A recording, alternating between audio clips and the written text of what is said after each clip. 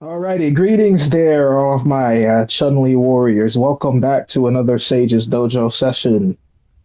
This one we're going to be continuing our Master series, and we're going to be talking about something that is semi-elusive, but at the same time not so elusive, because it's probably something that you've been practicing subconsciously without actually being aware of when and how it is being implemented. And this is going to be something that's going to be very important for those that are trying to advance in master rank. Now, it can help below master rank as well, but it will definitely be something that you want to look into further in order to progress as Kung Fu warriors in master rank with Chun Li or just any character in general, right?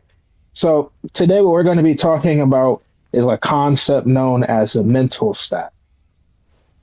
Now, what is mental stack exactly? Now, a lot of the times when we think of mental stack, at least this is something that comes to mind for me sometimes as we think of a brain, we think of our mind and we think of us looking for every little thing and trying to allocate some of our mental resources in order to be able to respond and analyze exactly what our opponent is doing. So let's go ahead and get Akuma to do a few things here. We're going to get Akuma to jump. We're going to get Akuma to do this. And we're going to get Akuma to drive rush. Whoops, that's not a drive rush. Let's try that again. There we go. Right. So those are the three things that we got here. And we're going to get him to go ahead and rotate between those. And there we go. And we think of mental stack as, oh my gosh, I have to be ready for all of these things, right? Let's go ahead and turn off the always playback for right now. That way I can control it. So we think of, okay, I'm sitting here and I'm forcing myself to focus my mind on all three of those things. I want to be ready for a jump in. I'm going to be ready for him to drive rush me, and I'm going to be ready for the Akuma double roundhouse kick, right? And that's oftentimes when you hear mental stack, that's what is easy to, there's an easy way to think about it. But there are other ways that we can think about this that might also make it a little bit more simple. But ultimately, what mental stack is, as many pros and other street fighting game specialists will tell you, is it's just being able to filter out all of the different options that your opponent is capable of doing at a specific time, right? So, one thing about higher level players is a lot of the times when you watch them play, it's like they are working magic. And don't get me wrong, to some extent, I have no doubt that some of the top players in competitive games, from Arslan Ash to Punk, have their secrets that they don't divulge upon, or maybe they're not even aware. They might have something cognitive or something genetic that they've been living with their body and their mind and eyes their entire life, so they can't see the contrast to be able to tell that they have something special about them. But generally speaking, besides a few exceptional individuals that will possess that, a lot of high level players, what they do is they solve problems by using ingenuity. And for example, I'll give you an example of this. This is something that we've done before. Something simple, hit confirming, right? If you think about it, let's go ahead and we're going to get Akuma to randomly block, and I'm going to do a light jab. And the goal here is to only go into a lightning legs when he gets hit. That's going to be the goal. If he blocks and I do a lightning legs, that means that I effed up, right? We're not trying to do that. The ideal thing would be to do jab into lightning. So that's what we're going to try to do here. I messed up.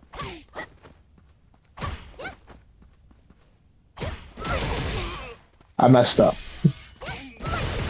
Messed up. See, it's virtually impossible. Now, I could just do everything in a smooth sequence like this, but he might block some of them and then punish me for it. Right? So, like, if we go ahead and set the bot to do this, we're going to do block reversal. See that? I got punished. I can't block, right? So I think you get the point. This is not something that I can react to. I can't see if he's getting hit in or blocking and then decide to do the lightning legs or not. The only way I would be able to get this off would be to assume that he is going to get hit and then just basically hope and pray. Because if I jab, by the time I realize that he blocked or got hit, it's too late for me to do the lightning leg. I can't chain it. See? So that's I think we get the point here, right? So, however, hit confirming, we're gonna do 3 jabs into lightning legs.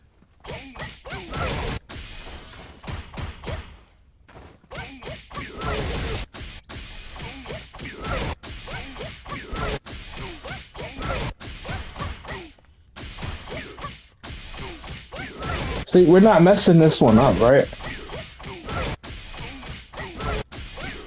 You're getting it every single time, right? Based on the parameters that I set. So obviously, as we know, the main reason why is because when you're hit confirming, you know that your opponent, if they are being hit by, so if your opponent is blocking this, let's go ahead and get Yakuma to only do one thing for us here. So if they're blocking this, they can't really safely mash through this. Technically speaking, they can do a no-D reversal. I'll go ahead and set Akuma to do this here.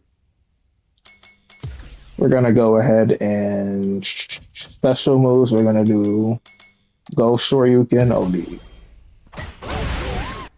Technically speaking, that can be done, and you can also do that with a super as well, right? So we're going to go ahead and... Well, actually, I didn't get the right thing. Super Arch, there we go. Okay.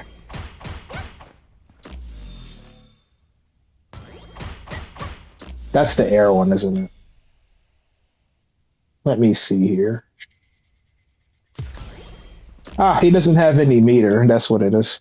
Pardon me for blundering here on the setups, but it's okay. We'll get it fixed up here. So we're gonna go ahead with the Masatsu Goharu, and then we're gonna give him some bar to work with. There we go. Okay, that's what we're missing. Okay, so now technically a bot can do that, but an actual player is not gonna be able to do that. And I'm gonna go ahead and show that here. It's because as I explained in another video that I've done, the let me see if I can do a. There we go, that's better. Because as I explained in one of my previous videos, I can't remember which one, but bots will just automatically just do the input. There is no doing all of this. It just happens, right? But let's see what happens if I try to mash through this.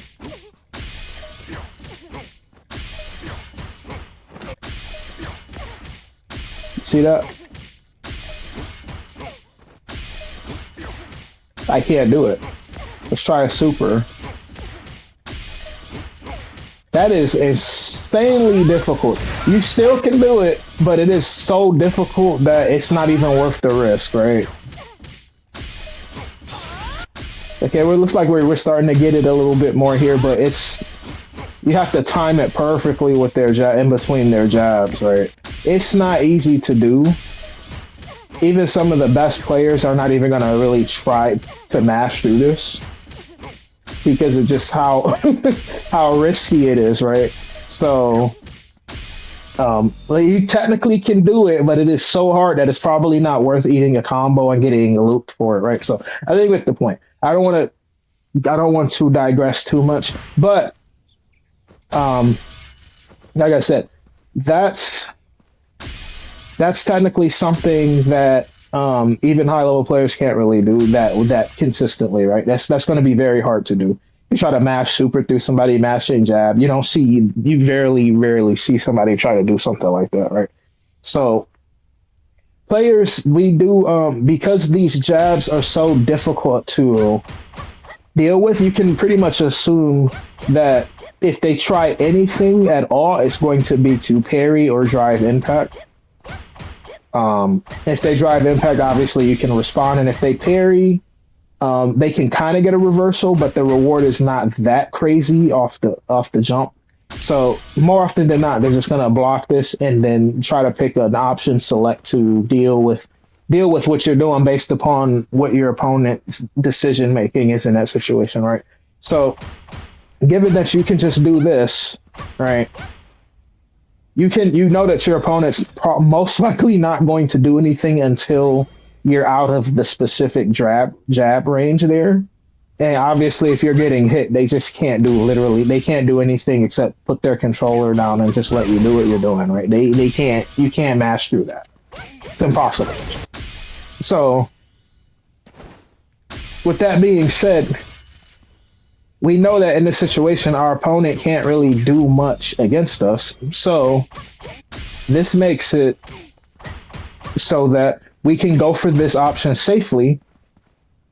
And because the only outcome is them waiting for the only legitimately practical outcome is for them to wait for us to finish this sequence before they try to do something. We can safely wait and observe and see what's happening, right? So we can tell if our opponent is getting hit or not.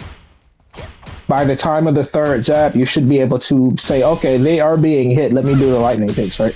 So I know that was a long drawn-out explanation, but I'm just trying to make sure we understand.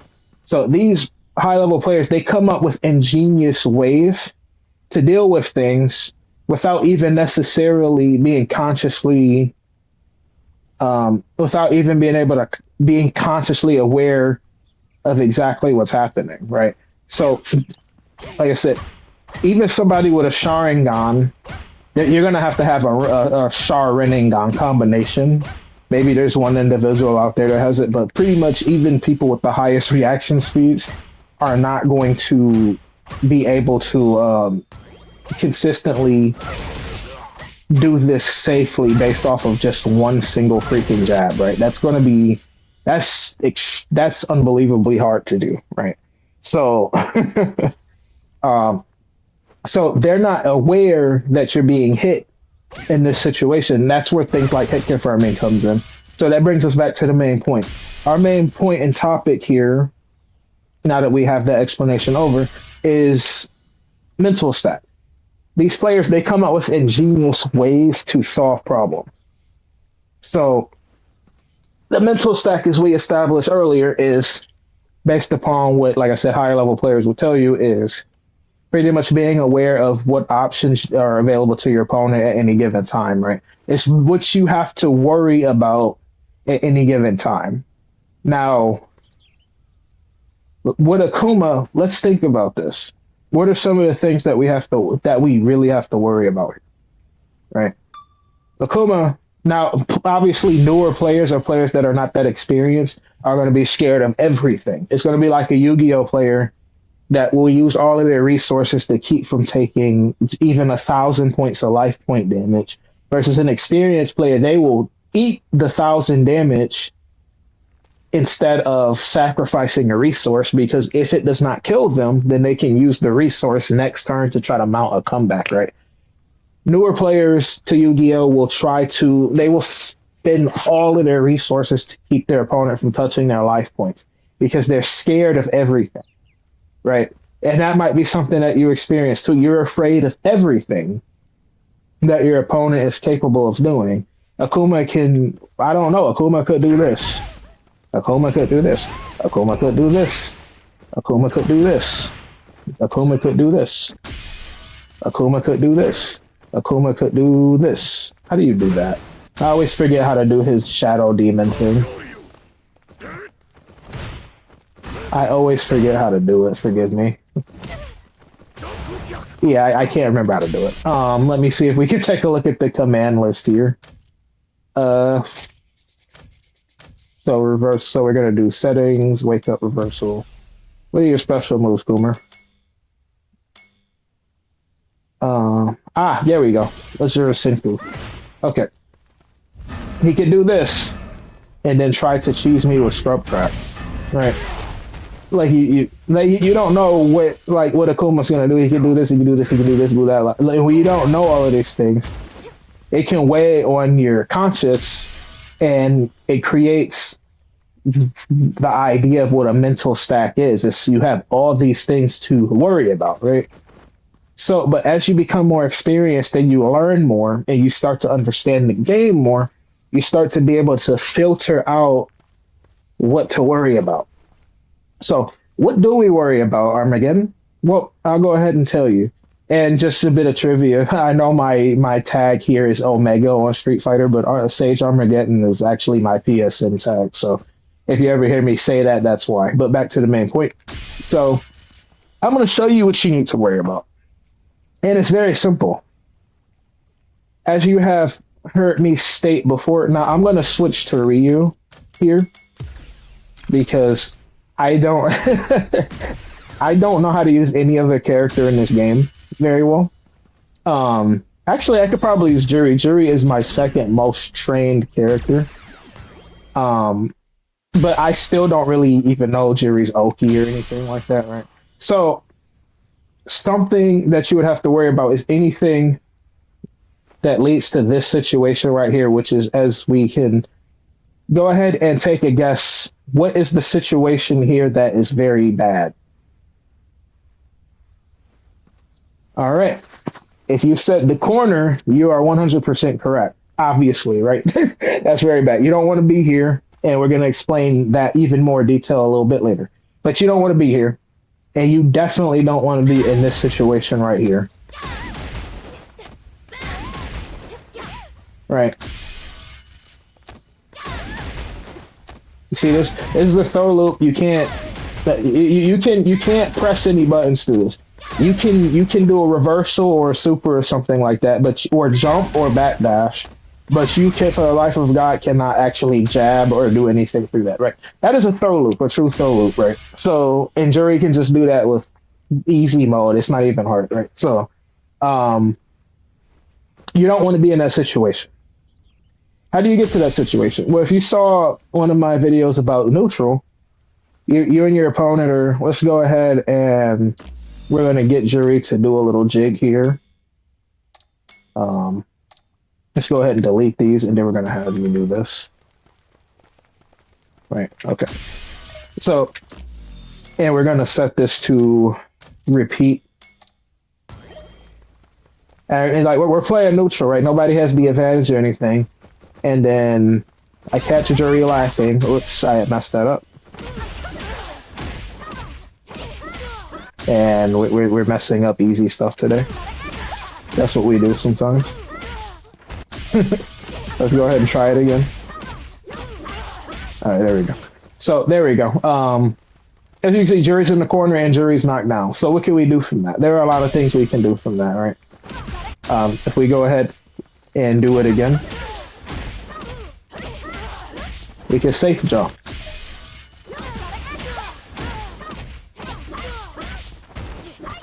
Oh, I messed that one up. Let's try something that is less prone to me being a fraud. Let's go ahead and try something like this. Obviously, you can do something like this, right? And Juri has to guess what it is that's going to happen. Not only do you have her in the corner, you could also do something like this and go for a throw if you think they're going to parry. You know, that's just a bad situation to go in, right? You don't want that to happen. So how does that happen? All right, Juri, stop doing that for me for a moment, my dear. That happens from you not guarding your ankles. That happens from even if you block. Now, this isn't the case with Chun-Li, but it's like this for most characters. So we're going to pretend Chun-Li actually has a throw loop. Whether you get hit or block, it really doesn't matter, right? Let's go ahead and do random block, actually, so you can see what I mean. Throw, and then other characters can just kind of just rush you down again, right? And I messed up the timing for that. You do something like this. This is just bad. The situation in general, right? Walk up, throw. You don't want to be in that situation. With your opponent making contact with you that was something that's drive rushable. You don't want to be in this situation. where somebody drive rushes up to you, or if you want a better example, Juri's is better than Chun-Li's, right? Like at the speed and the distance that she can go with it, right? So you don't want to be in this situation. It's not fun to be in, right? So those are two situations you don't want to be in. Something else you don't want to be in is this. You don't want to be in that situation. But something else that you don't want to be in is this. You don't want to be in that situation. And of course, obviously, you don't want to be in this situation. I guess I don't know Juri's Oki off of a throw and neutral outside of the corner, but you don't want to get thrown and knocked down by these characters, right? So now that we've go ahead and explained all of those different things besides the throw, because I don't actually know Juri's Oki that well, but besides the throw, what do all of those situations have in common? Go ahead and take a second and think about it. Do do do do do do do do do do do do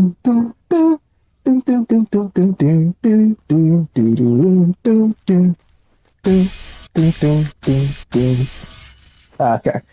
Now that my horrible Jeopardy impression is done, if you said that your opponent has plus frames, you are absolutely correct. You deserve a cookie and a smiley face emoticon. Well done. Good job. Right. So that's pretty much it. You don't want to be in situations where you're minus and your opponent's in your face, obviously, because we discussed in previous videos. If your opponent is plus in your face. Now, this elbow right here, actually, that's probably not the best example. Like I said, forgive me for not giving the best examples with some of these other characters because I don't know how to use them that well, so I'll use Chun-Li instead for right now, right? So, Chun-Li, she's a little bit closer after you eat this elbow, right? So, it's not a true strike-throw mix per se, but her movement speed is so fast that she can pretty much kind of micro-walk and just throw you, so it's almost the same thing. Juri, I don't think can do that off of her elbow. You see, can she do it off of this one? Yeah, she can do. Okay, she can do it off of this one. So I made a slight error in that last little Jeopardy episode. So you can dismiss this option right here because it pushes you too far back, right? Now, technically speaking, Juri can still kind of, she could take the plus frames and still do something like this. So it's still not a good situation to be in per se, but it's a little bit more to it, right? It's not quite the same as those other ones. You don't want your opponent to be plus in your face like that because then they can do stuff like this, right? And then drive rush you. So it's still bad with her having plus frames, but it's not as bad as the other situations because at least she has to spin meter in order to grab you. But the other situations, like this one, let's go ahead and get a solid block here, please. These other situations, there is no distance to be traveled. It's just throw, right? That's it. All right, so what is another situation? We got this one right here from a drive rush. She's right in your face, right? Right? So I think you get that point right there. You don't want to be in any of these situations right here. If we go ahead and switch to Akuma for a split second.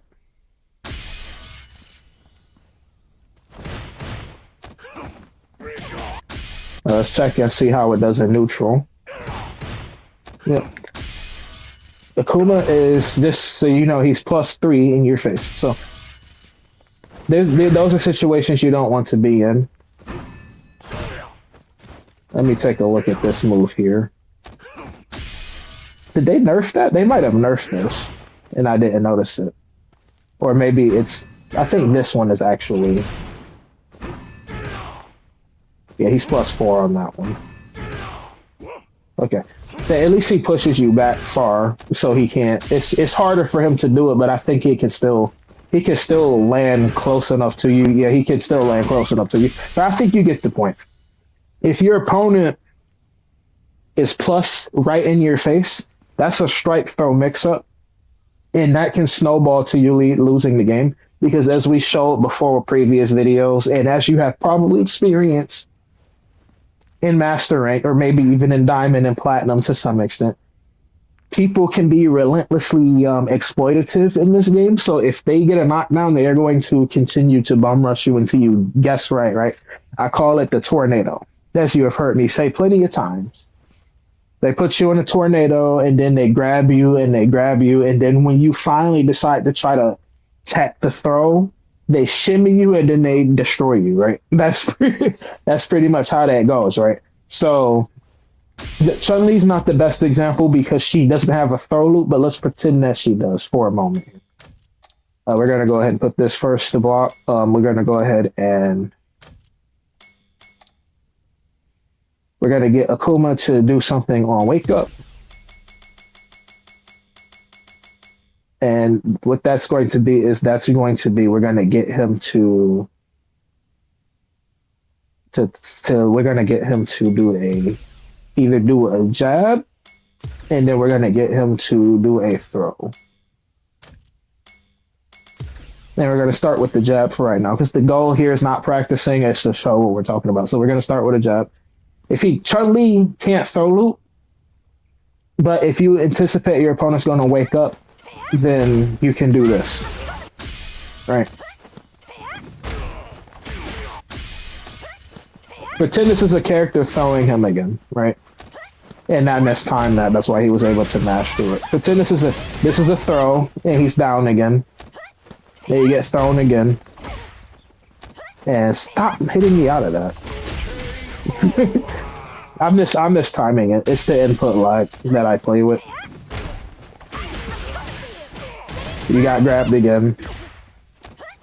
You got grabbed again. See, we're pretending that this is a throw loop. It's not, but yeah, I think you get the point. You get thrown, you get thrown, you get thrown, you get thrown. Then they're going to decide, okay, I am tired of getting thrown right now. So what I'm going to go ahead and do is I'm going to do something about it. Like I said, it's harder to do with Chun-Li because she doesn't have a throw loop. Right. And then you eat, or what's most likely going to happen.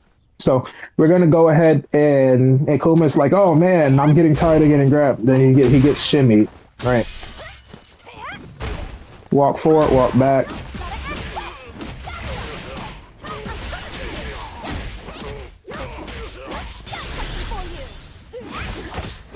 Look how much damage you could take just because you decided that, okay, I'm tired of getting grabbed, right? That wasn't even an optimal damage combo. But that's a lot of damage, right? That's 6,111 damage right there. That's almost his entire health bar.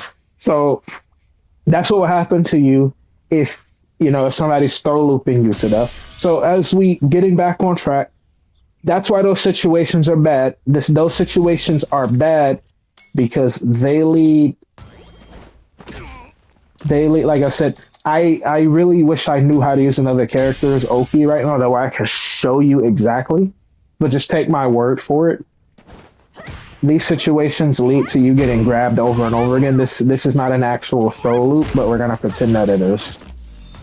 And we're gonna get Akuma to stop doing things for us here. We're gonna pretend this is a throw loop. It's not. They'll keep doing this crap to you over and over and over again, and you can't mash through it. You have to use a reversal or a super, a jump or a backdash or something like this if your character has it in order to not get grabbed, right? So that's why situations like this are bad. That's why this is bad, right? That's why this is bad. That's why this is bad, because you have to guess. The moment your opponent is plus in your face, you are guessing. Oh, but you can mash a reversal or a super out of that. That is true. That is 100% true. Now let's see what happens if you decide that you want to mash a reversal or a super through that. Let's go ahead and set either one of those options. It doesn't matter which one, right? Let's say that you are brave and you decide that you want to try to take the max suit challenge, as they say in the video. Let's do something that's more max damage here. So we're gonna okay, we're doing the bull crap.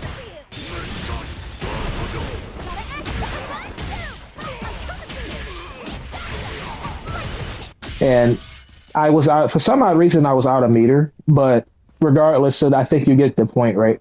So you can really, really hurt your opponent there if your opponent does something stupid like that, right? So, well, I'm not stupid, but they guessed wrong. Now they could guess right, and then you get hit, right? But they could guess wrong. See, I continued to try to pressure, and he mashed through it. But if I anticipate that my opponent is going to try to do something when I do this, then I can go ahead and pile on some damage here, right? Not optimal stuff, but still a lot of damage, right? I think you get the point. All because he guessed wrong. You don't want to be guessing because it's literally, for the most part, a 50-50 situation, whether you're going to keep taking damage or not. You don't want to be in those situations, right? That's why all that stuff that I listed is bad. So back to the main point. That's where the mental stat comes in. That's what we're worried about. That's the stuff that you want to be looking out for. If your opponent is doing something that does not leave them plus in your face, that means it leaves them at neutral or it leaves them negative in your face. If they are neutral and you and them both do the same speed move, then you will trade, right? So Akuma is neutral there. Let me see, what is your frames on this? Okay, you're 6. Perfect. So I'm going to get Akuma to block that, and then he's going to do his crouching medium punch, and I am going to do it too. See that? Nobody's getting anything from that. Right? So we're good. That's fine. I can't combo him. He can't combo us, right? That's perfectly fine. However, if I do something that puts me negative in his face and I try to do that, you see that? I'm pushing the same button, but because I am -3, his is going to beat mine, right? So that's all there is to it. And then he can get a fat combo and then put me in a bad situation from there, right? So it's not a good situation to be in when you're negative in your opponent's face, right? Because something else, if you're really negative in their face, something else that they can do is they can throw you, right? But even if they're not in throw range, see, he technically can't throw me from that range. See, if I get him to stop doing that, he would have to walk up and grab me, but he could just do this. And then run his Oki from there, right? So, what is this? This is putting us in that bad situation where he's plus in our face, right? That's what that's doing. Like, so I might not be doing this correctly because I don't know how to use these characters, so apologies. Okay, so he's +3 here. Okay, so he's going to go ahead and grab us there. I don't know the intricacies of these characters, right? So, yeah, so I think we get the point here, is that he is plus right in our face because we were negative, right? So that's situations that will leave your opponent neutral or negative in your face are not something for you to be concerned with. I'll give you an example. Something that a lot of us, or I even myself was worried about at some point, is Honda. Man, Honda with these freaking headbutts.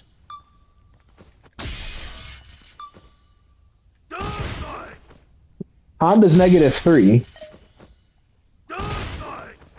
That's not something for you to worry your mental stack over, right? It's very easy. I will do this sometimes if you watch me because I'm a glutton for punishment, and I I want to try to get better and make things as hard for myself as I possibly can.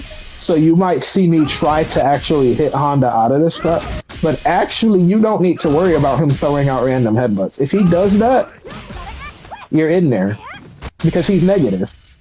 He can't unless you do something outrageous. He can't. He's not gonna beat your buttons with like anything that he does, right? So let me see. Does his jab reach from? This jab does reach, but it's 5 frames.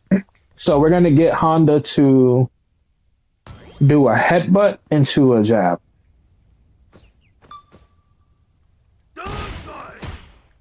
Right. And if my calculations are correct, I should be able to beat his jab with this.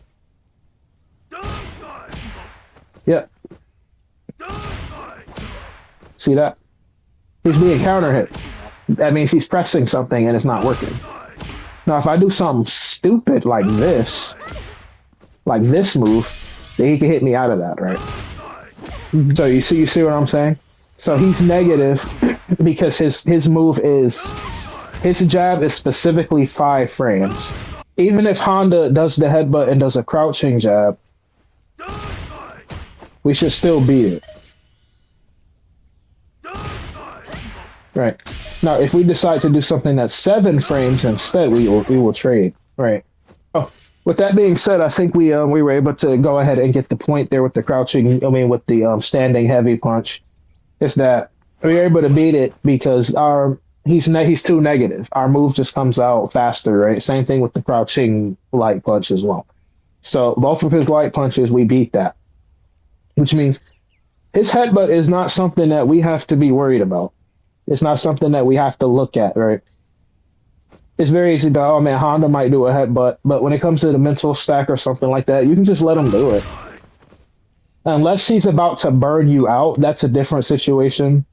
If you are about to go into burnout, that is a specific situation where your mental stack is going to change. Because if your meter is all the way down here,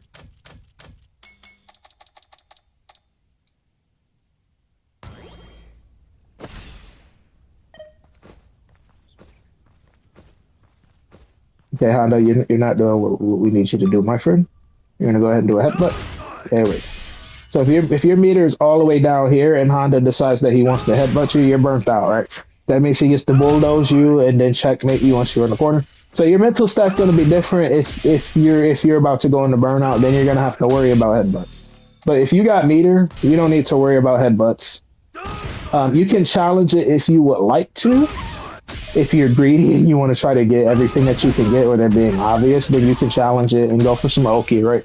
But generally speaking, you don't need to worry about his head. Honda's headbutt, you do not have to worry about that because he's minus in your face, which means that he's pretty much giving you a free win, right? What Honda is doing here is the equivalent to this. Now, obviously, this I am +4 in his face, and I'm directly in his face, so this is even scarier, but it's very similar, right? It's leaving me a plus in his face. So this is like an inverse Ken Jinrai kick right here. Instead of getting a free win, he's giving me a free win. You don't have to worry about that, right? So, other things are Honda butt slams. Now, the Honda butt slam is a little interesting because he's actually plus, but it depends on how well they space it. If they don't space it correctly, then he can't really do anything with this because he's too far, right? But if they are able to do it to the point where they're right in jab range or something like that, or if they do the legendary butt slam cross up, right? I'm trying to see if I can actually do that. Right. He can do this, His standing jab is technically four. Is going to be technically 4 frames, so you can trade with your own 4 frame jab. Technically speaking, um, but technically speaking, Honda does have plus frames when it comes to this. So this is not something I can specifically say for sure. But seeing he has how he has plus frames, I'm pretty sure there's an application for this that would make this extremely annoying, right? Especially when you consider his jab range. I think his jab range might be better than Chun-Li's. Yeah, his jab range is better than Chun-Li's. So if he is in range to jab you with his +1, a lot of characters aren't going to be able to actually challenge that. You're going to beat them, right? So that's my theory. I don't play Honda, but I assume because he's +1 on it, there's got to be an application for it. So I'm pretty sure that Honda players that know how to use him can abuse that, right? But I think we get the point here. So he is plus, so that's most likely something that we're going to have to learn about. I'm going to have to investigate Honda's butt slam a little bit more. But something that I can tell you for certain that I know when it comes to the matchup is with somebody like Ken, right? Ken or Akuma. So we're going to go ahead and get Ken to do this bullcrap right here and then do that. See.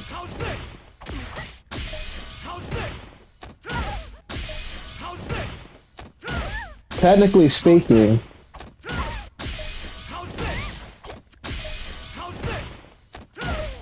you see that?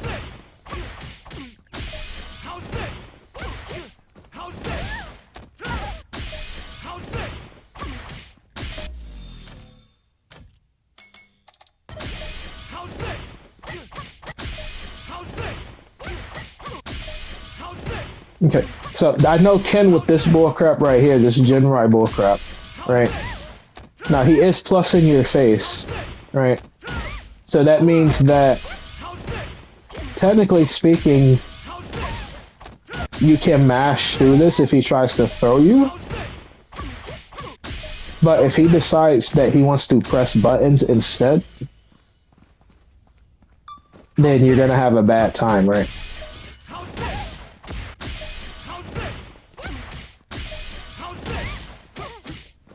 Hold on, wait a minute.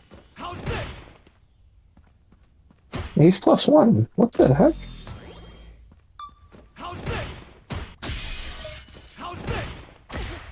There we go. I don't know what's going on with the wonky timing right now.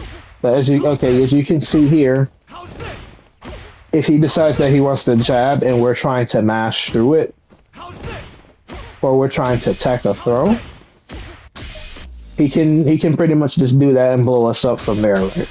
So, okay, you can stop now, Ken, buddy. So I think you get the point. That's something you got to worry about with Ken.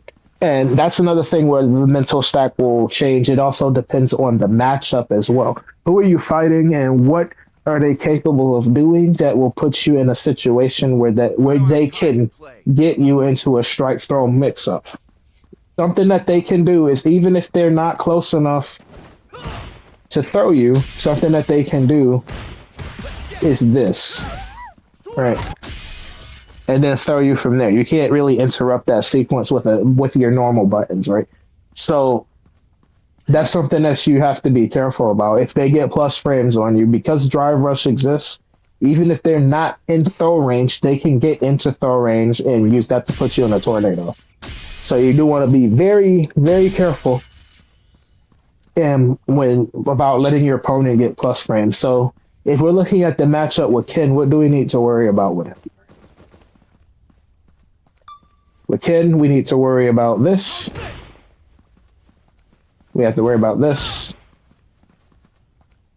We have to worry about this bullcrap right here. Well, we also have to worry about this as well, which is dependent on the distance, which is going to get us into segueing into the next section. But I think you get the point. Those are the things that we need to worry about with Ken. There are probably some things that I'm missing, but I think you get the point. That's how you want to assess matchups. You want to think about all the things that allow your opponent to get plus frames on you, to the point where they're close enough to throw you and or to do drive rush bullcrap against you, right?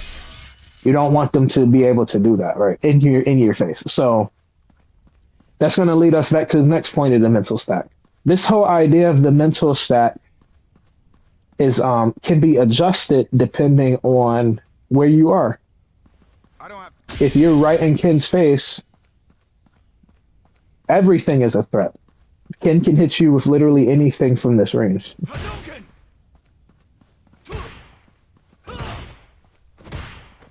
Every move in his arsenal. Technically speaking, in theory, every move in his arsenal is a threat. Like pretty much every single one. Right. Now in practice, not so much. Most people are not going to just, if you're this close to them, they're not going to just whip out a heavy punch from this close because it's 10 frames and they know that their opponent is most likely going to be doing 4-frame moves. So if they just bust out like that, like the chances are extremely high that you're going to press something and they're going to get hit out of it, right? So they're most likely not going to bust out with something like that. So you don't need to worry about random heavy punches. And if you're this close to them, you don't have to worry about random heavy punches and crap like that. All right, Ken, you can stop for me, please. You don't have to worry about crouch medium kicks.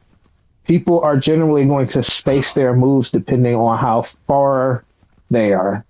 If they're at heavy punch range, they're going to do heavy punch. If they're at crouching medium kick range, they're going to do crouch medium kick. Now, sometimes at crouch medium kick range, at heavy punch range, they might still try to do like a crouch medium kick. They might move forward and try to do it, right? But there's only so far they can go. This can't reach from this far, right?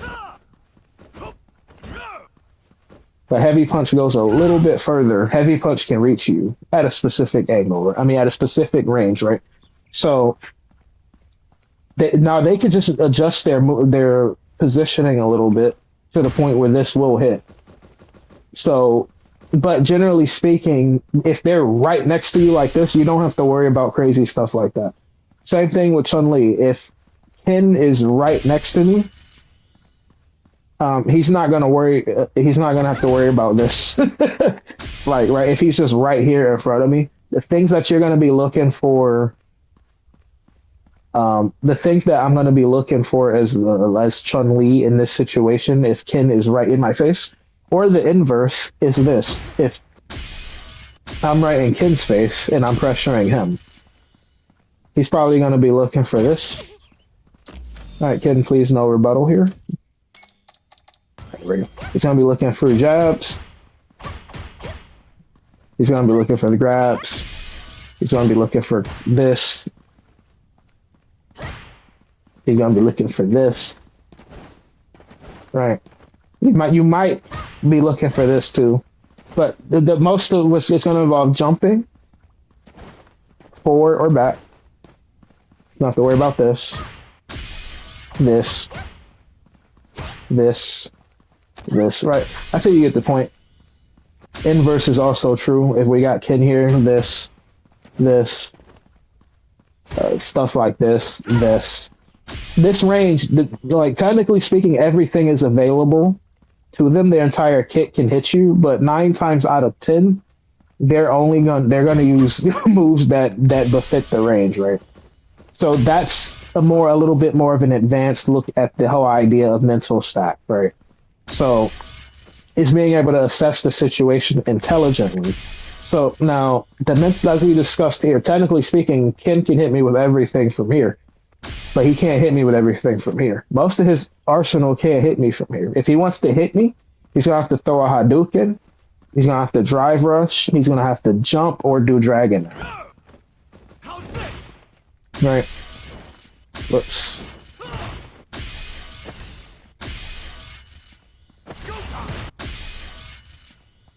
Right.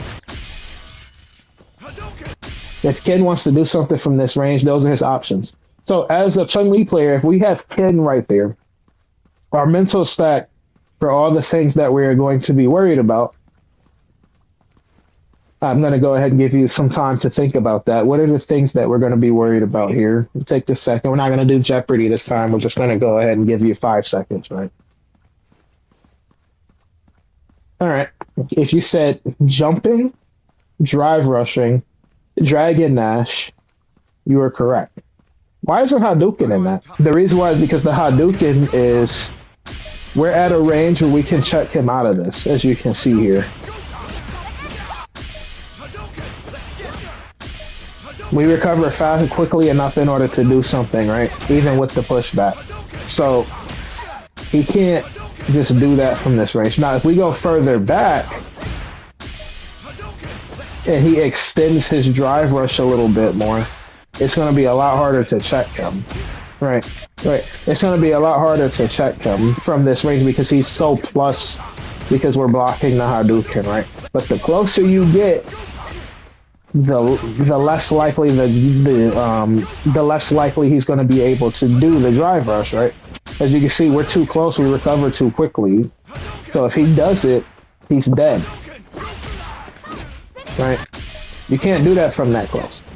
So when you're fighting Ken, he's a strange character because the mental stack, you're going to be looking at something no matter what distance you are. If you're all the way back here, you got to watch out for the Hadouken. And Ken players, they do know how to they do know how to do this crap into a Shoryuken. So if you think you're going to jump, obviously if you jump back, you're going to sit on the fireball. And if you jump neutral jump, he can anti-air you. If you jump forward, he can anti-air you, right? So we're going to go ahead and show that example here.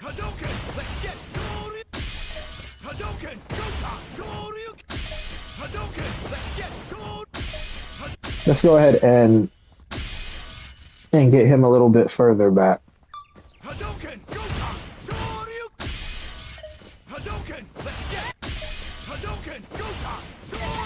See? We jump back, we're gonna sit on the fireball, and then he's gonna be able to continue his bullcrap. If we neutral jump, he can just hit us with a heavy punch, right? And Ken players that do this are quick enough to be able to tell what you're doing, right? There's plenty enough time to react to that, to change up what you're doing. So the further away you are, the more dangerous that fireball is. You kind of have to be closer to Ken. But if you are close enough to him, then this can be a problem, right? But if you're too close to him, like right here, he's most likely not going to do a Hadouken because it takes a lot of startup, right? This is a lot of startup, and he's not going to be able to do anything with it, right? He's not going to do this because you're going to kill him if he does that. If he tries Dragon Dash, you could hit him out of that. We're going to go ahead and rotate all of these different options here. Not that one. Not that one either. This one. This one. This one. Right. So if Ken's right in our face, and he's doing all of this bull crap right here, the jump is the only thing he can really technically do. It is a gigantic risk to try anything else, right? So the closer we are to him, as long as we're not too close for him to be able to connect with something like this and then drive rush and then throw us, as long as we're not too close, as long as we play around this range right here to where his normals can't hit us, you shut off all of those other options for the most part. You shut off Dragon Dash, you shut off Hadouken into Drive Rush, you shut off Drive Rush. A lot of his options that Ken does that are effing annoying, he kind of can't do them. The only thing he can really try to do is play footsies with you or jump. He can try to get brave and do something like this if he wants to die, but that's on him, right? It's going to make it easier for you. So if you are in this position against Ken, his options are fewer and far in between. So your mental stack is more going to be, if you're this close to him, you're going to be looking for normals. You should be looking for normals, and you should be looking for him jumping, right? And drive impact. Now, actually, drive impact, let me correct myself on that. That's actually something that you don't have to worry about. The only time drive impact is a problem is if you are doing something. Like, if I do this, drive impact is something you have to worry about if you decide that you want to do something that's not cancelable with it, right? Or if you're pushing buttons. But if you're blocking, waiting for your opponent to whiff something, you don't have to worry about drive impact, and I'm gonna tell you why. Unless you are about to burn out and you only have half of your meter left, or unless you are in the corner. Come on, there we go. You don't have to worry about drive impact just in neutral, because all it does is it just pushes you back. It resets the neutral. They can't actually do anything with that, right? So you don't have to look for drive impact unless you are in the corner, or you are about to burn out, or you're trying to press buttons. If you are trying to go on the offense and pressure them like this, then you can look out for drive impact. But if you're just in neutral, don't even worry about drive impact, because it's not gonna give them a situation where you're in trouble even if you block it, right? So we can see with drive impact, as long as you are blocking. Now, if you do get hit, I'm not so sure about this because I never see anybody do it, but it might depend on the character. I don't know if you can get Oki off of this though. Maybe not every character can, but I do know for certain you don't have to worry about drive impact, because even with my slow reaction speed, I can still block in time, right? So I can still block drive impact, no problem. It's just using my own drive impact against it, right? So, all right, okay, you can stop there. So you don't have to worry about drive impact when you're in this range against Ken. The only things that you need to really be looking for are for him to jump and his normals. Yeah, sure, he could still drive rush, technically speaking, but that's going to allow for us to layer our defense a little bit more. Something that you've probably heard high-level players or very effective players at this game say is to use low committal normals like these in neutral, is because they recover so fast. Technically speaking,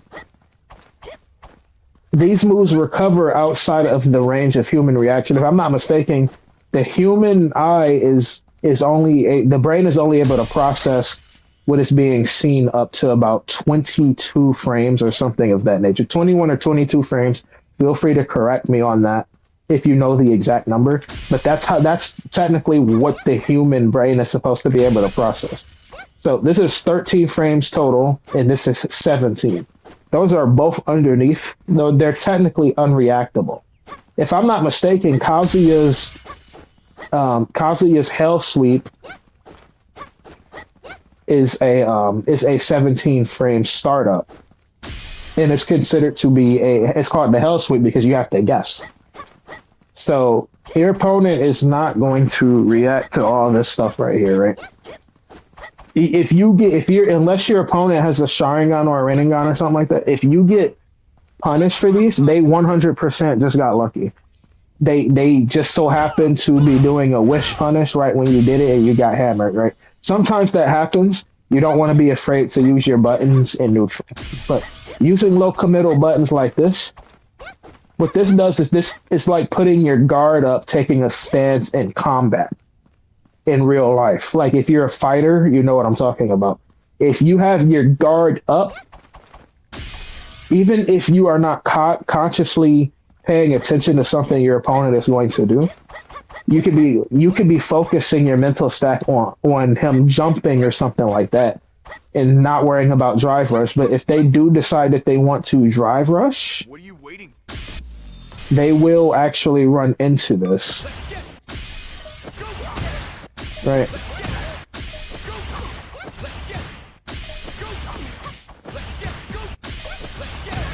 obviously, if you have your guard up per se, now it's a little tricky. I'm still getting hit out of this because my freaking reaction speed is god awful. But if you have your guard up per se, and you're just doing 9 times out of 10 at this range, people are not going to do that because they're at risk of this happening.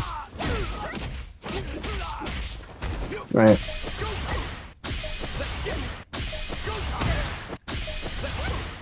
So that's something that will help to take your mental stack. So that's why you'll see people whipping things randomly, is so that if they're kind of putting their subconscious guard up, so if their opponent tries something cheeky, they're gonna run into it.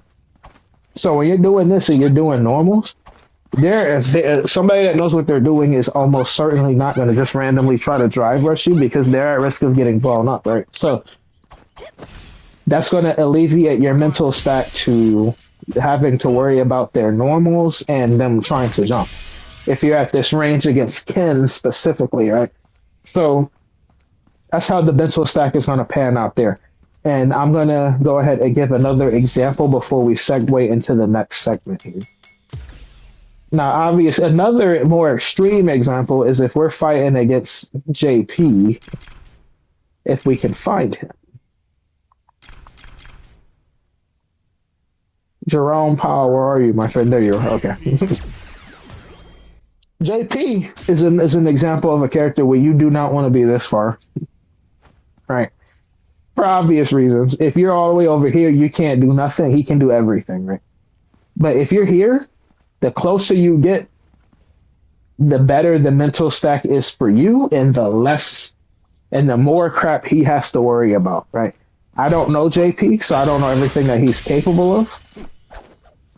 But I do know that he can't just like, this stuff has a lot of startup. It takes time to do it. So if you're right in the JP's face, they're not going to do stuff like that. They're going to do stuff like this and try to push you away, right? So that they can get some space from you and then start screwing you over with the bullcrap again, right? Let's take a look at another character.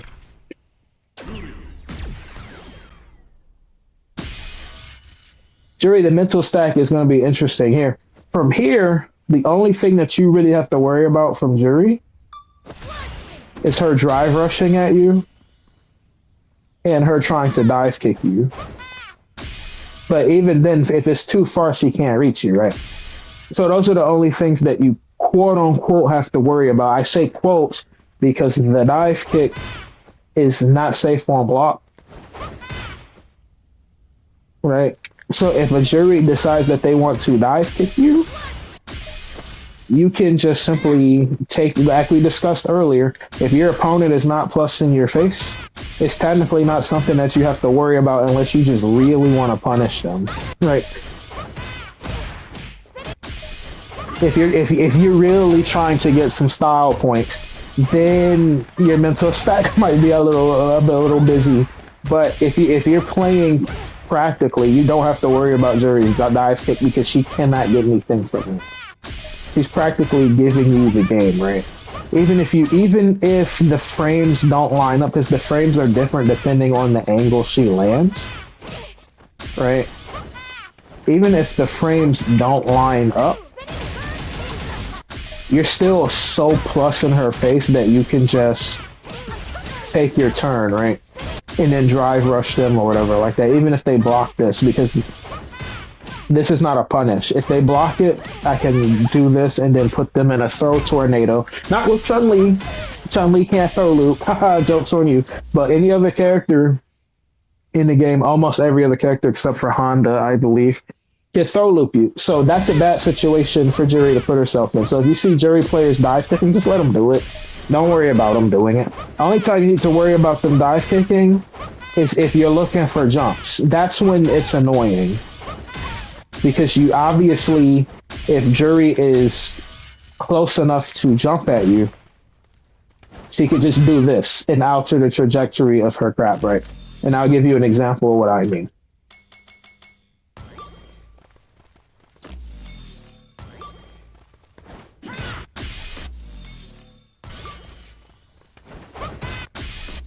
And we're gonna set this one to 3 to make it more prevalent. And we're gonna try to anti-air her. Now, we know that when she's in the air, she's 100% going to do... Oh, I wasn't ready for that one.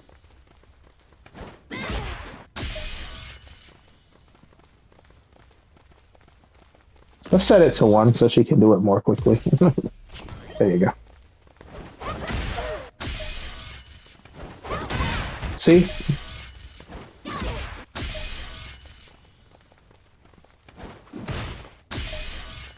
I delayed it because I was expecting a dive kick.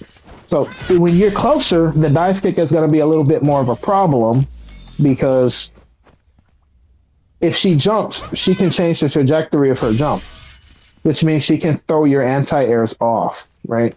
She can also use it to bait you by doing it early if she tries to jump from like here or something like that. So she might do something like that and you go 10 shell kicks and then next thing you know, you're dying, right? So, but if you're all the way over here and Juri decides to do a dive kick, they can't do a regular jump. So if they jump in the air, just be ready for the dive kick and just block it and take your turn, right?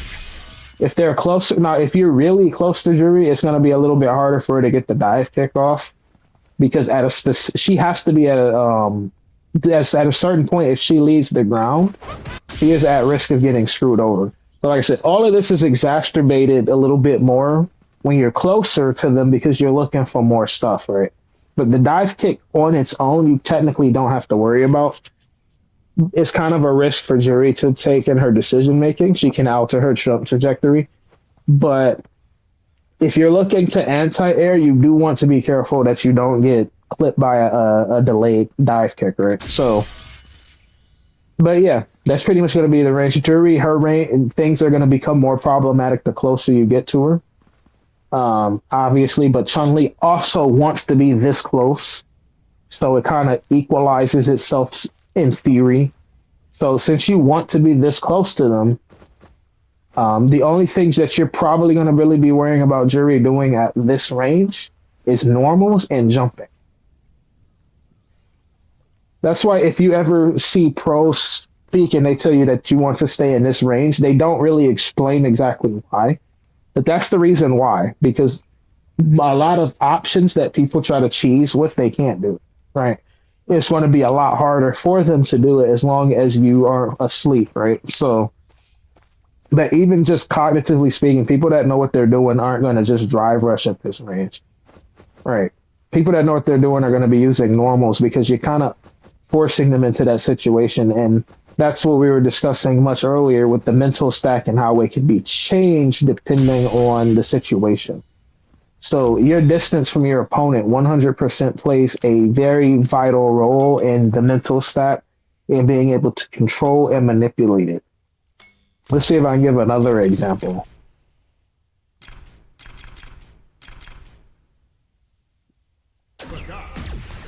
Sagat. Okay. Against Sagat, what do we have to worry about at this range? If you said Tiger Shot, you were wrong. And let me explain exactly why. This is annoying, but it's not dangerous. Even if you eat all of those, you still have... Look how long it takes for him to whittle your bar down, even if I eat them all. But you have parries. You have plenty of time to react. See, I'm barely losing any meter. Right. So, this is not a problem in this situation. Me and Sagat are both even. We both have full health. I'm not in any hurry. It's not really a truth, something that you really need to worry about, right? So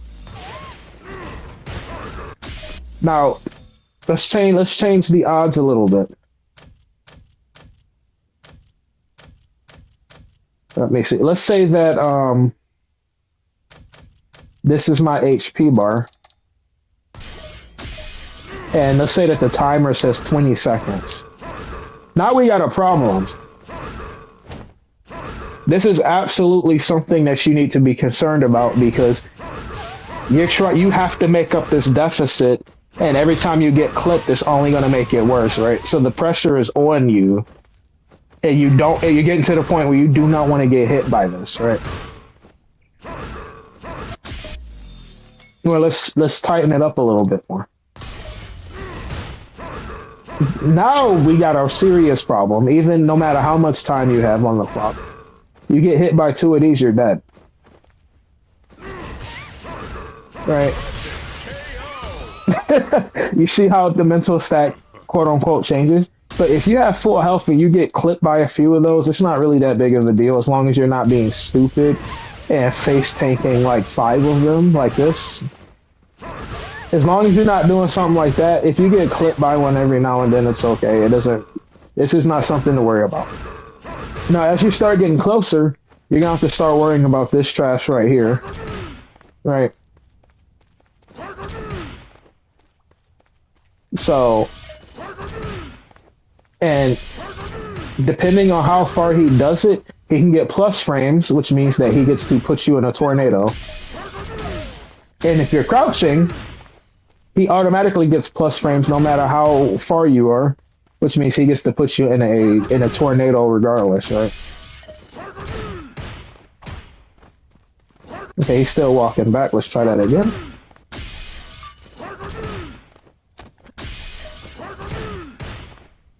See that? I can't even mash jab through that. He's so plus. Right? If you crouch against Sagat's Tiger Knee, it's going to get plus frames. So, how do we take this off of our mental stat? Go ahead and take a moment to think about that, and we're going to go ahead and get Sagat to stop mashing in our face for a minute.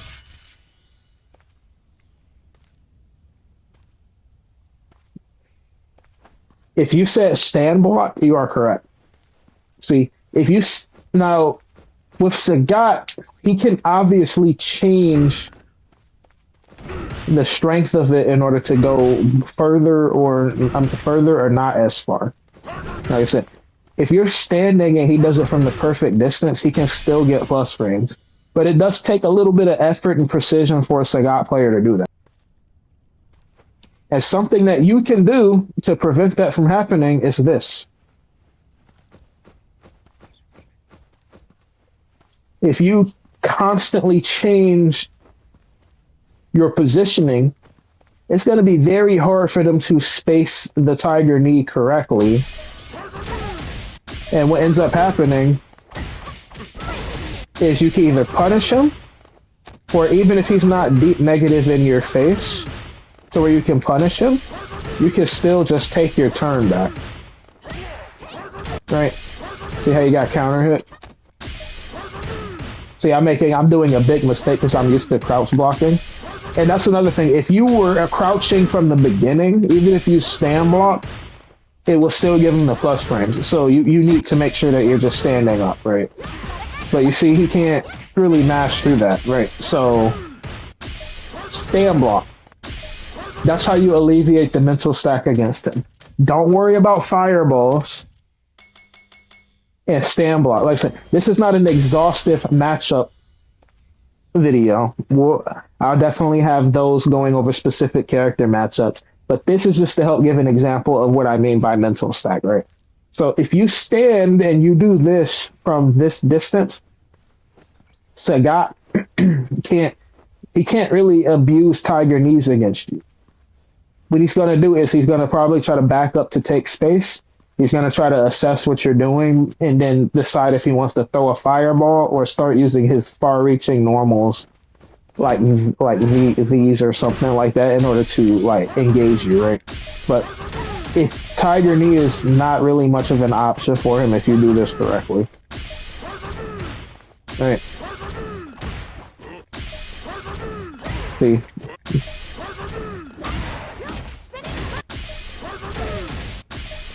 Just don't crouch.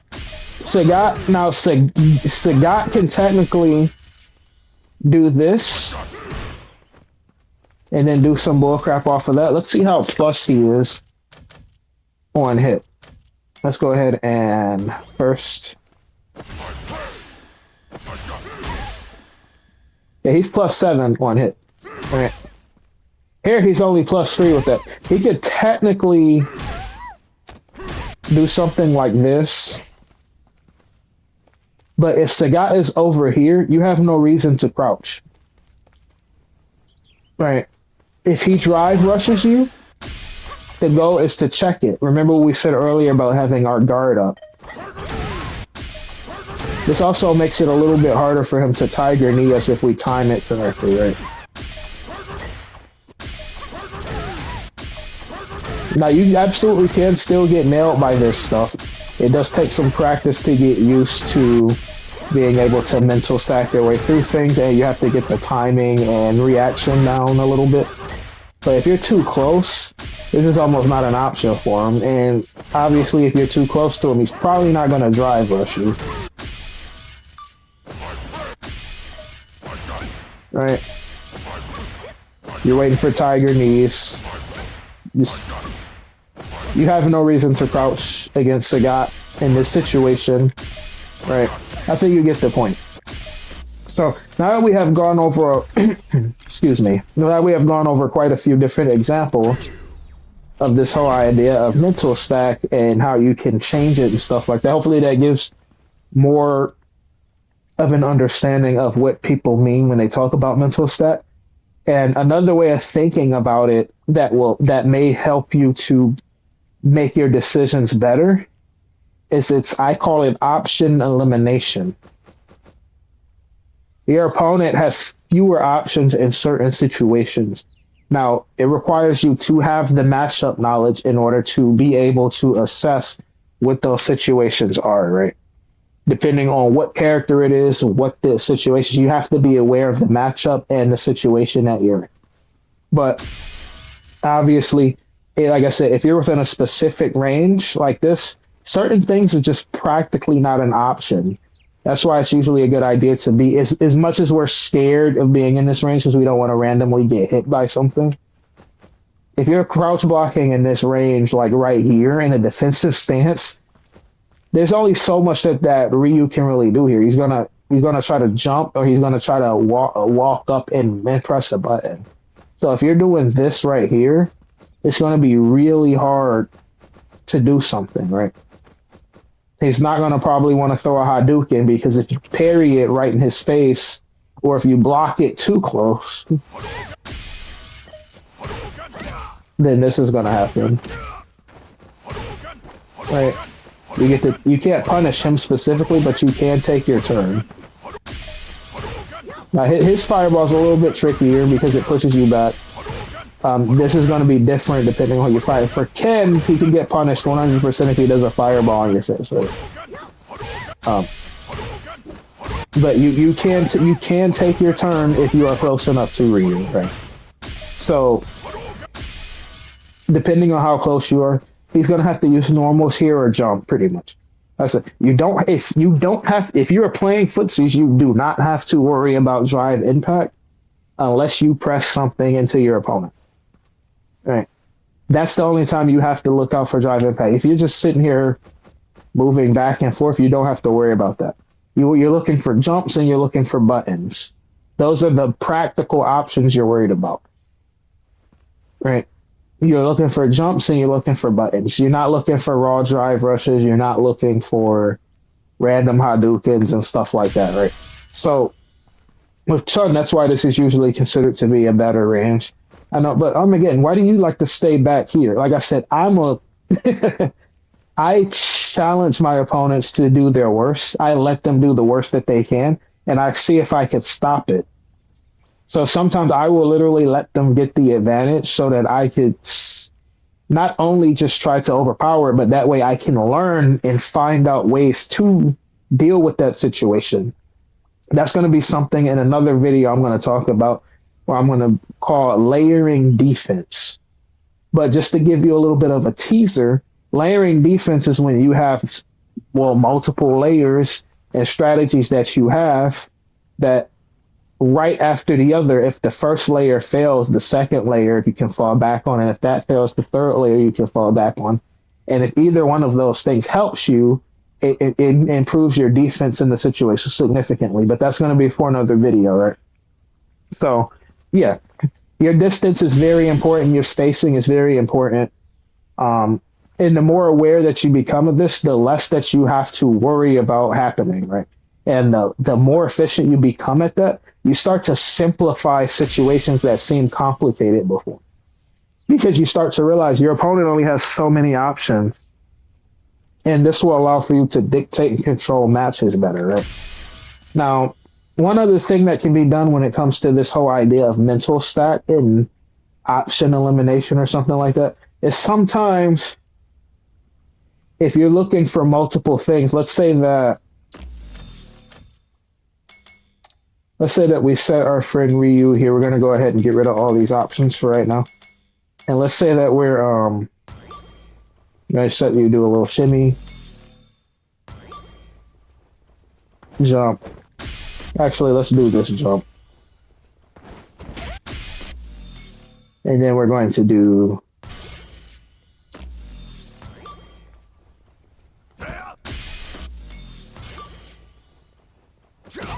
right, stuff like that. And let's go ahead and set hit. Let's say that, oh, I messed that up. I didn't mean to do that. And let's say that we go ahead and set him to do this. And let's say that we're here, and like we discussed before, we're not worried about randoms, right? We're looking for buttons and we're looking for jumps, right? Now, obviously, especially if you're using a controller or a pad, you're going to have your thumb on like one or maybe two of the buttons max. So you want to be very careful of, if you're looking for a whiff punish, you're going to be pressing a medium punch like this. And if you're looking for an anti-air, you're going to be doing a kick, right? Because all Chun-Li's anti-airs are kicks. So if we go ahead and get Ryu to do his platinum shimmy here, and we're going to try to answer all of those options that he does. See that? Wasn't ready for the jump. I'm looking for him to whiff. And he keeps jumping, right? And we weren't ready for that. So, I think you see the point that I'm trying to make here is that if you're using two different buttons, it can make it very difficult to answer situations, right? So now something that you can do in this situation is keep everything on one button.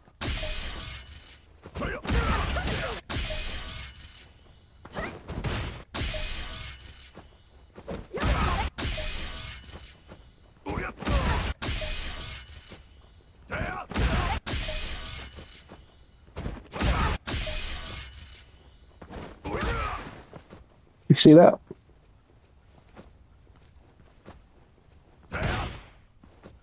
All right, actually concentrate a little bit here in order to make sure I didn't mess this up. You see that? It's on one button. This makes it so you don't have to change your stance or position. Well, technically you do have to stand up. But I find that it's easier if you are just on one specific button, because going from crouching to standing it doesn't take that much energy. But actually moving your thumb from one button to the other, it takes energy. Now, obviously, if you're using a hitbox controller or an arcade stick, that's probably going to be a different dynamic for you, since you have a bunch of buttons laid out for you. But if you're using a pad, strategies like this will help in the long run, because you don't have to try to switch to another button, right? See how we were able to catch the whiffs and the jump ins when he decided to actually jump, right? That we messed up that time.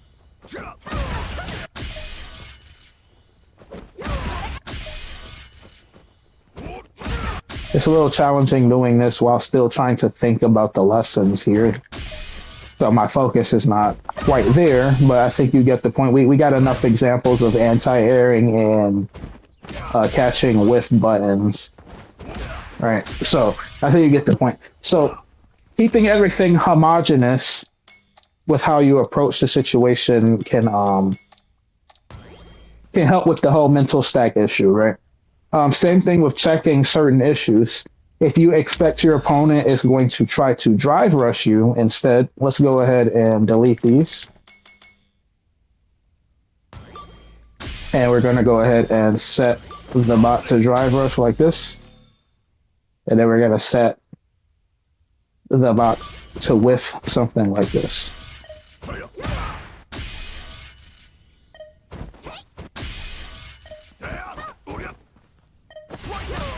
Right?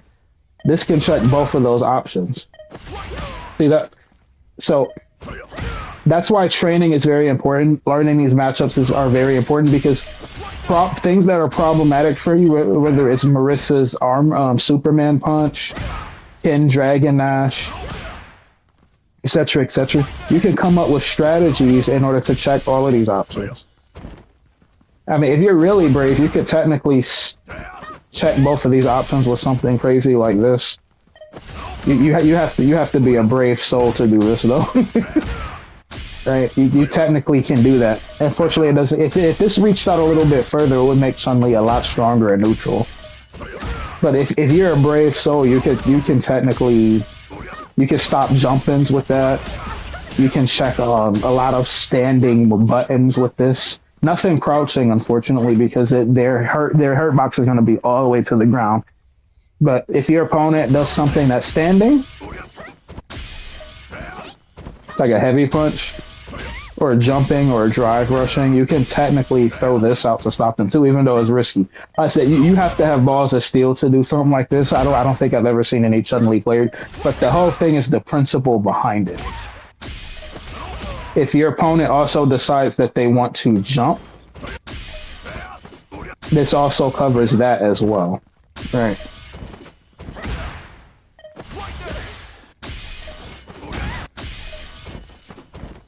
Right. So if you can find, that's part of the reason why I like Guile. Something that I discovered specifically while playing Guile a while ago is that it's easier to mental stack with him because if you see your opponent like do almost anything, you can just flash kick.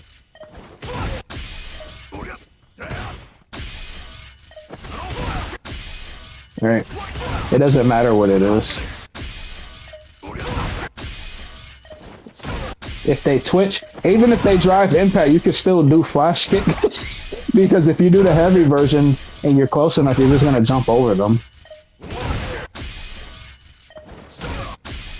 See, there is no mental stack here because this beats everything they do, right? If your opponent presses something, it wins. So that's one of the things about Guile specifically, but back to the main point. So I think you get what I mean. So if you can find options to beat multiple things, which is also called option selecting to an extent, then you can also make your mental stack a lot lower as well. Experiment with your moves against characters and see if you can find tools that shut down multiple options that you have to worry about. And yeah, that's pretty much going to be it for this very long lesson. This one's very, very important, and it's something that I'm still working on too, because even though I am aware of mental stack, I don't have the best matchup knowledge, honestly, because I usually don't try to go into matchup knowledge territory. But in order to advance in this game, it's going to require knowing some matchup knowledge so you can defend yourself more effectively against the BS in the game, right? So to summarize, we went over the idea of mental stack. It's different applications. We went ahead and broke down exactly what it is, different ways that you can visualize it and how you can apply it to your gameplay, and how it can also be divided into sub-derivatives such as what I call option select. I mean, not option selecting, but what I call option elimination.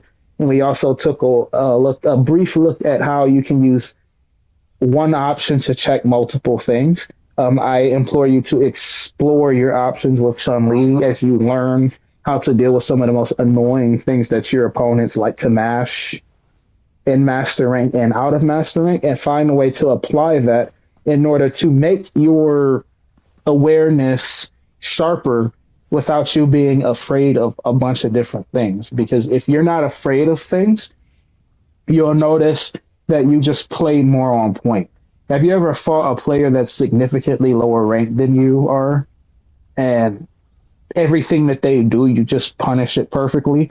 But then when you fight a higher level player like a high master and they do the exact same thing, all of a sudden you're not available to punish it. You're like, oh man, he did that and I wasn't ready for it. That's because the mental stat. When you're fighting a player that's a lower rank than you are, like a gold player or something like that, you know that even if they hit you, it's not going to lead to anything. So you're just not worried about it. And that's ultimately what the mental stat comes down to at its most simplest form is what are you afraid of? What are you worried about? Right. So if you can get to the point where you're not afraid of the things that people like to do in this game that are annoying, it's going to make it so much easier to box them out. But that's going to be it for this episode. I do want to thank all of my Chun-Li players for joining us for this special one.